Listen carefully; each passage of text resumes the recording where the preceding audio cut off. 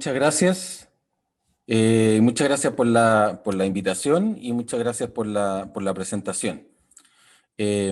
Bueno, ya ahí les contaron ahí cuál es el título de la presentación. Yo también voy a hacer una pequeña introducción, pero me salto rápidamente a contarles un poco de qué es lo que vamos a hablar. Mi objetivo para esta sesión es que todos los emprendedores o innovadores digitales que estén escuchando o presenciando esta presentación puedan tener una visión un poco más clara de cuál puede ser el proceso para avanzar en traer sus innovaciones y poder validarlas acá en el sistema de salud en Australia.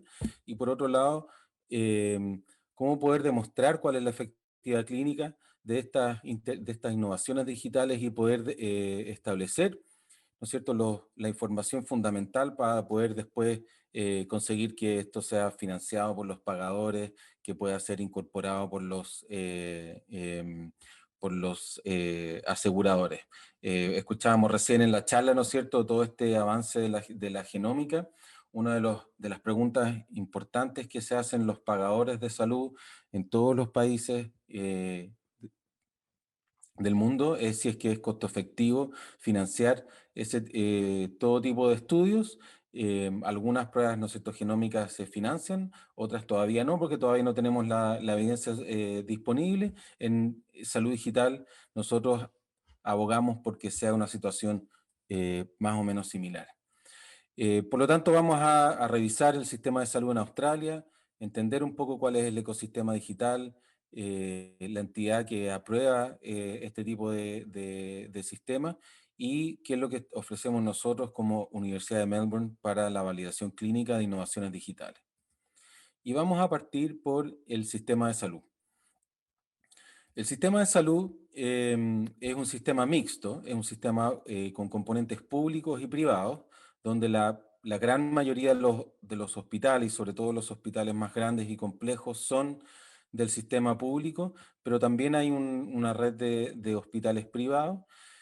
También hay un seguro universal de salud que se llama Medicare y que cubre a toda la población y que cubre sobre todo eh, los- los- lo que sucede dentro de los hospitales y lo que sucede en la atención primaria. ¿Qué cosas no cubre el Seguro Universal de Salud?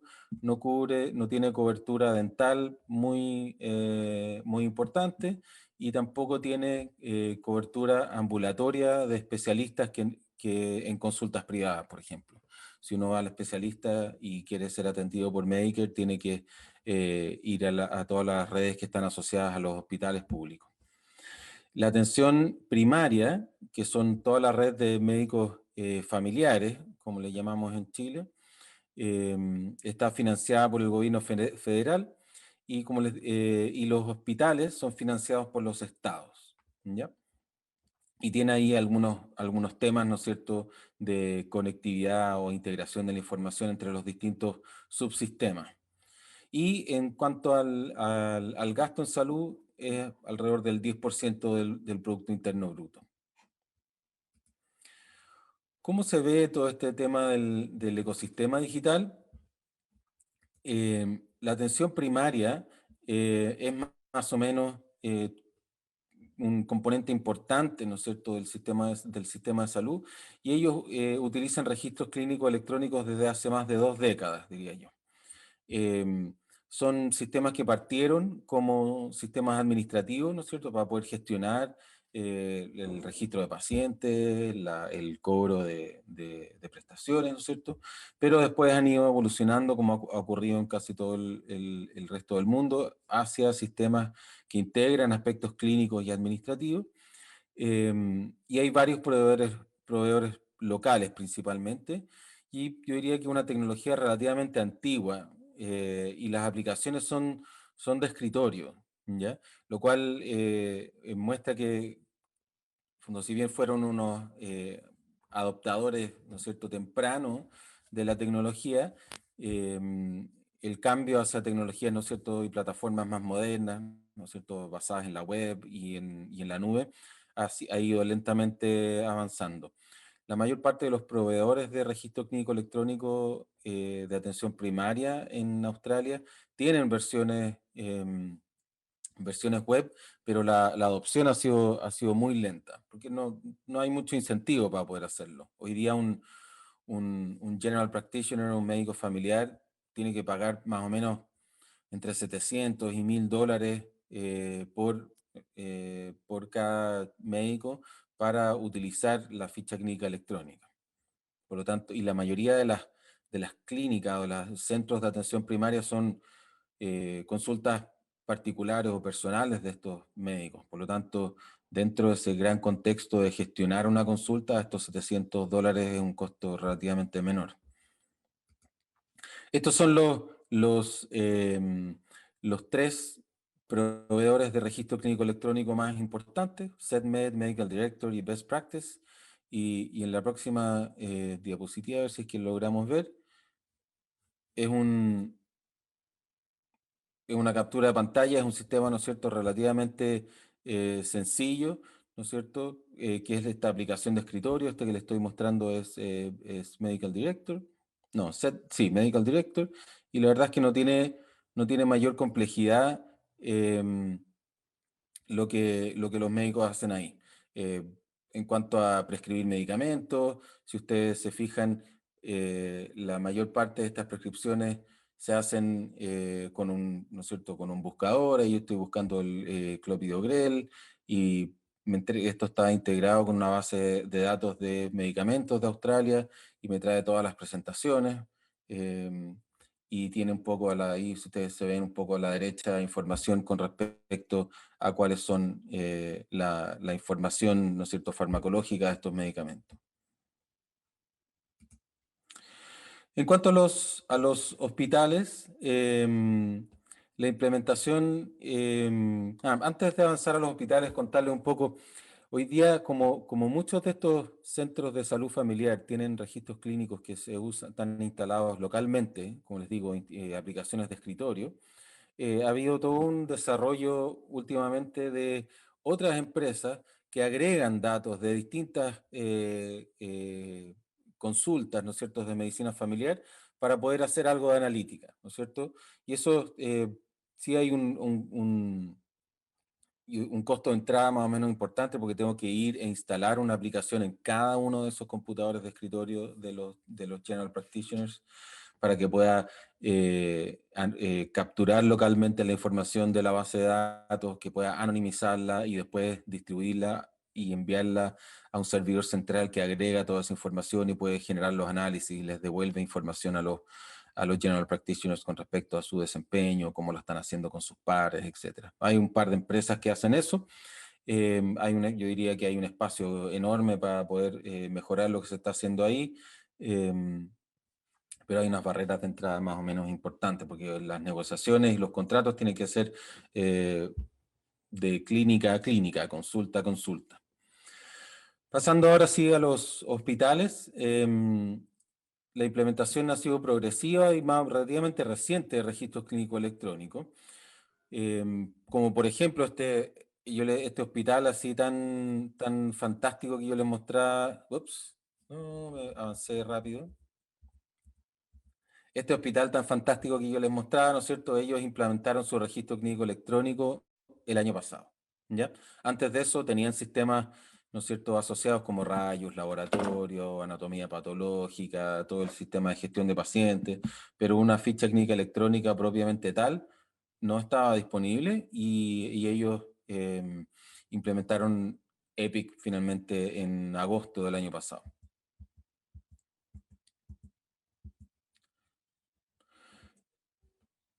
Hay muchos hospitales que sí llevan más tiempo, pero yo diría que nadie lleva más de 10 años con un registro clínico electrónico propiamente tal.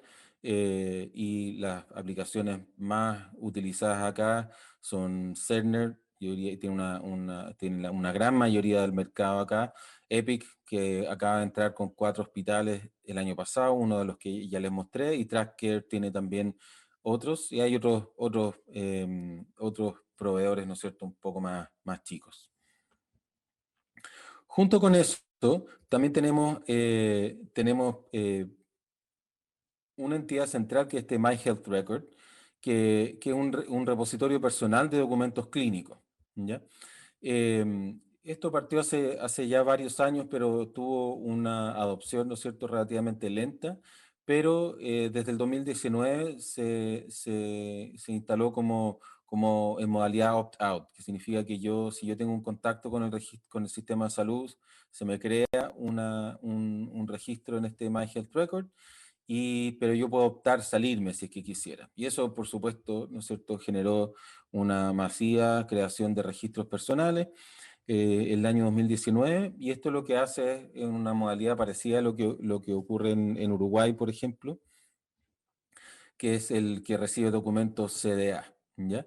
Y esto implica que cada vez que yo tengo un contacto con un hospital, o que tengo un episodio de atención primaria, o que tengo una visita a un servicio de urgencia, se genera ¿no es cierto?, un resumen de eso que se sube a My Health Record y puede ser accedido tanto por pacientes como clínicos. El, el problema de esto ha sido que los prestadores de salud han sido extremadamente lentos en adoptar eh, la interoperabilidad con esto. Y ahí yo les pongo una captura de pantalla de mi propio My Health Record, y ustedes ven que no hay información disponible, a pesar de que el año pasado yo tuve que ir a la urgencia en medio de la pandemia con un cólico renal al servicio de urgencia, y después tuve mis controles posteriores, ¿no es cierto?, en el General Practitioner, y la verdad es que mi registro está vacío.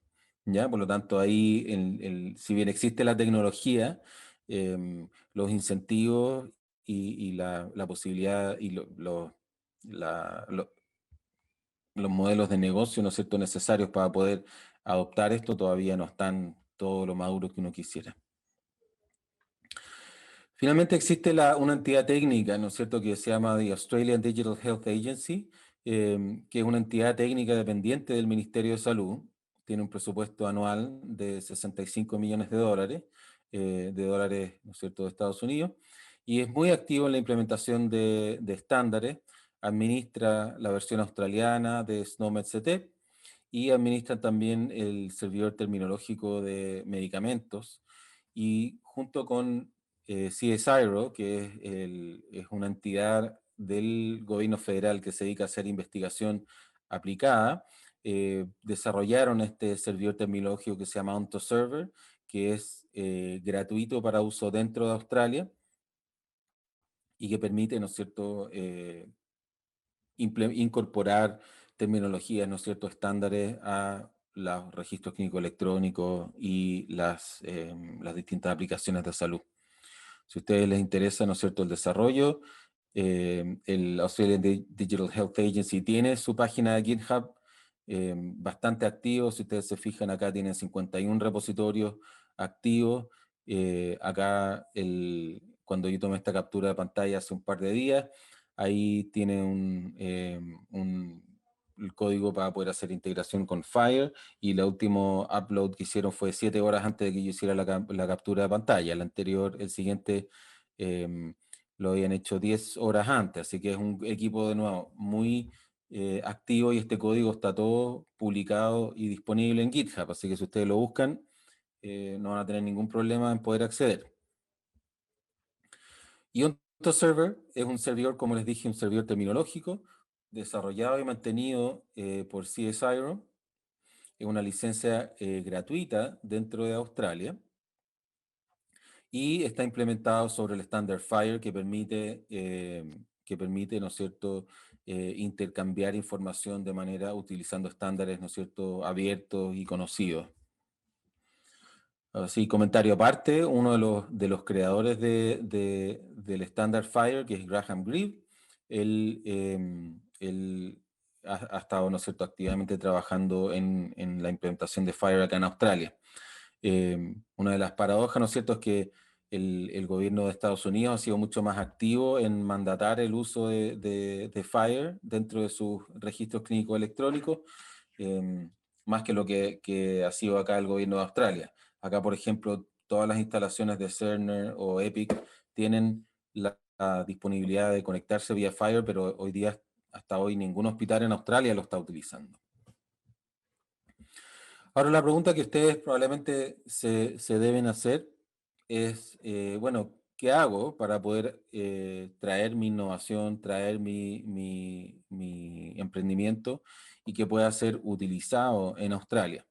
Y aquí probablemente no hay un solo camino, hay muchos caminos, ¿no es cierto? Aquí yo les voy a mostrar un camino que es el que nosotros estamos eh, propiciando. Primero, entender que la TGA, que es la organización, es como el equivalente a la FDA acá en Australia, es quien aprueba vacunas, medicamentos, artículos médicos, devices, y ellos desde hace un tiempo ya están estableciendo, ¿no es cierto?, todos los lineamientos para la aprobación del software como un device médico. Y ahí hay, ¿no es cierto?, una interacción entre la validación clínica, ya que es este concepto de, para ponerlo como ejemplo, todos nos hemos estado preguntando estos últimos meses, bueno, ¿qué tan efectiva es la vacuna, qué sé yo, la de Pfizer, la de Moderna, la Sinovac que están poniendo en Chile, la Sputnik que están poniendo en otros países, AstraZeneca, etcétera? ¿Qué tan útiles? ¿Ya? Y ahí, ¿no es cierto? Existen los estudios y todos hemos escuchado hablar ya fase 1, fase 2, fase 3, porque no basta con demostrar que un paciente desarrolló anticuerpos, ¿no es cierto? Sino que tengo que demostrar que si yo vacuno a ese paciente, tiene menos posibilidades de desarrollar una enfermedad o menos posibilidades de desarrollar una enfermedad grave. Nosotros abogamos porque ese mismo tipo de validaciones clínicas puedan ser establecidas para la aprobación de software como device médico. La aprobación por la TGA sigue los mismos principios del International Medical Device Regulator Forum.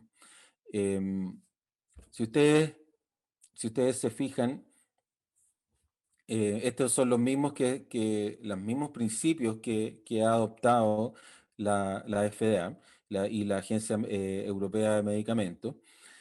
Esto es establecer, ¿no es cierto?, necesidades de certificación basadas en riesgo. Y ustedes, la gran mayoría de las aplicaciones, ¿no es cierto?, que están destinadas, ¿no es cierto?, a ser utilizadas por consumidores en el último tiempo, por ejemplo, pacientes, la gran mayoría de esas van a ser van a ser clasificadas como bajo riesgo, ¿ya? Y van a ser, la clasificación de riesgo tiene 3 categorías, 1, 2 y 3, y la categoría 2 tiene subcategorías también, pero la categoría 1 es la que requiere menor certificación y básicamente un proceso de autocertificación por parte del fabricante. ¿Ya? Y por lo tanto es algo que vale la pena explorar, porque una vez que ustedes tienen la aprobación de la TGA, ¿no es cierto? Es mucho más fácil poder entrar en un mercado como el mercado australiano, y muchas agencias tienen acuerdos de reciprocidad para poder reconocer las aprobaciones de otras agencias. Por ejemplo, la TGA reconoce lo que ha sido certificado por la Agencia Europea de Medicamentos. Em, la regulación está en proceso de cambio. La última publicación fue en febrero del 2021. Aquí yo tengo algunos, estos son unos vínculos acá abajo, pero entiendo que las presentaciones se pueden compartir. El que pueda finalmente me escribe y puedo compartir la presentación. Em, Ellos tienen una herramienta de decisiones interactiva donde yo voy contestando ciertas preguntas con respecto a mi software y puedo establecer, ¿no es cierto?, cuál es la categoría de riesgo. Y acá el segundo es un documento donde repasan algunos ejemplos de productos que van a ser regulados y productos que no van a ser regulados. Y de estos que van a ser regulados, como les digo, pueden caer en estas categorías. ¿Y a qué nos referimos con el proceso de validación clínica? Un poco lo que ya les dije, en el proceso de desarrollo de drogas que tengo a la izquierda, ¿no es cierto? Hay un proceso conocido. Hay un proceso de desarrollo y descubrimiento, hay análisis preclínicos, ¿no es cierto?, donde hay pruebas con animales, evaluación de la seguridad, y después vienen los ensayos clínicos de la fase 1 a la fase 4, que es lo que hemos estado escuchando, ¿no es cierto?, todos los días durante los últimos 6 meses con respecto a las vacunas para el coronavirus. Y finalmente la revisión por agencias regulatorias y la vigilancia post, ¿no es cierto?, implementación. Para el tema de las innovaciones digitales, existe un área gris acá, que es esto que tengo marcado con este recuadro. Existe un área gris y porque hay una brecha en el proceso de validación clínica de innovaciones digitales. Y si bien nosotros no somos los primeros en plantear esta necesidad, estamos tratando de armar un pipeline completo, ¿no es cierto?, que hemos llamado el Digital Health Validatron, ¿no es cierto?, que tiene 3 etapas, ¿no es cierto?, donde vamos pasando por un análisis de factibilidad, de impacto y de valor, ¿no es cierto?, que es lo que va a ser utilizado más adelante para poder decidir si es que va a ser aprobado, si es que va a ser financiado por todos los pagadores, etcétera. Después una segunda etapa de codiseño y de construcción y validación técnica de todos de los elementos.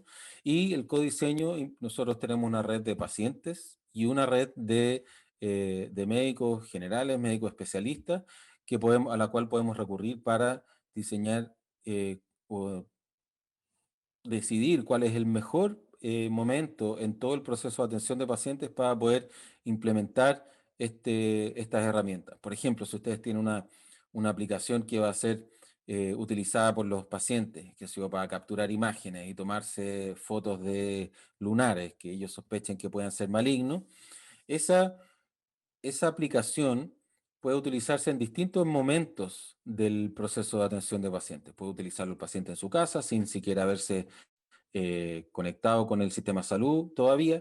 Puede ser algo que el paciente, el médico le prescriba al paciente a partir de una consulta en salud preventiva. Puede ser una aplicación que un dermatólogo le prescriba a un paciente que ya tuvo un melanoma para que se pueda hacer seguimiento. Por lo tanto, puede ser implementada en distintos momentos de la atención y en este proceso de codiseño, junto con ayudar a diseñar las interfaces, nosotros ayudamos a establecer cuál es el mejor momento del proceso de atención de pacientes, lo cual pudiese generarse el mayor costo-beneficio. Y se construye y valida en caso de que sea necesario, integraciones, interfaces, etcétera. Y finalmente pasamos a una etapa de implementación clínica y evaluación de la efectividad clínica. La idea es poder llegar a hacer estudios clínicos randomizados, ¿no es cierto?, en el cual podamos definir si efectivamente esta aplicación que puede utilizar inteligencia artificial, puede utilizar la cámara de un smartphone, efectivamente produzca el beneficio que yo digo que está beneficiando. A modo de ejemplo o de comparación, no basta con decir con que mi vacuna genera los antibióticos, yo tengo que demostrar que disminuye la incidencia de esta enfermedad grave por coronavirus, no basta con que mi aplicación tenga un buen clasificador del riesgo de melanoma, sino que tengo que demostrar que este produce beneficios clínicos medibles en mis pacientes, porque eso es lo que va a hacer finalmente posible que sea financiado por los pagadores de salud. Y estos son un poco más de detalle, pero vamos pasando por distintas etapas donde vamos primero evaluando, generando prototipos. Tenemos un sandbox donde se pueden contactar con interfaces FHIR de los distintos hospitales. Tenemos lugares donde podemos simular un registro clínico electrónico, simular datos de pacientes y simular espacios físicos dentro de la universidad, donde podemos simular la oficina de un GP, donde podemos simular un departamento de urgencia, simular un pabellón y finalmente, como les digo, la implementación clínica. Y dentro de este Digital Health Validatron tenemos una red de hospitales que tienen, por ejemplo, acá hospitales de oncología, hospitales generales, hospitales pediátricos, centros de investigación, centros neurológicos y de salud mental, etcétera. Y esto no es algo que yo haga solo por mí mismo, tenemos un equipo, ¿no es cierto?, donde el grupo está dirigido por Wendy Chapman, estoy yo en la parte de soporte a las decisiones clínicas, tenemos expertos en codiseño, tenemos expertos en ciencias de la implementación y en generación de valor, y también tenemos ahí, como ya les mencioné, a Graham Greave, que es experto, ¿no es cierto?, internacional en estándares de intercambio de información en salud. Por lo tanto, los dejo bien invitados a que puedan contactarse con nosotros. Ustedes, si buscan en la Universidad de Melbourne mi nombre, van a poder encontrar la página y la información de contacto. Por lo tanto, los dejamos invitados si tienen dudas, si quieren saber cómo acceder o lo que se necesita, no duden en contactarnos. Y estoy disponible para responder preguntas si es que nos queda algo de tiempo, y si es que quieren contactarme vía Twitter, ahí está mi Twitter handle. Muchas gracias. Muchas gracias a ti, Daniel, por la presentación. Preguntas no nos han llegado por la plataforma, pero sí quiero transmitirte unos saludos que nos envió María Lorena Florio, quien señaló que la charla era muy buena y muy interesante. Ella es médico y también especializado en informática.